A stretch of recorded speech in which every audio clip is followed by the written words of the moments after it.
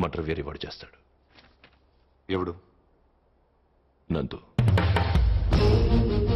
నందు ఎలా ఉంటాడు? పొడుగ్గా ఉంటాడు. కళ్ళు కళ్ళు ఎలా ఉంటాయి? వేటకెళ్ళేప్పుడు పులి కళ్ళు ఎలా ఉంటాయో అలా ఉంటాయి. కోపంగా, సూటిగా. వాడు మీకు దొరకడు. చూసే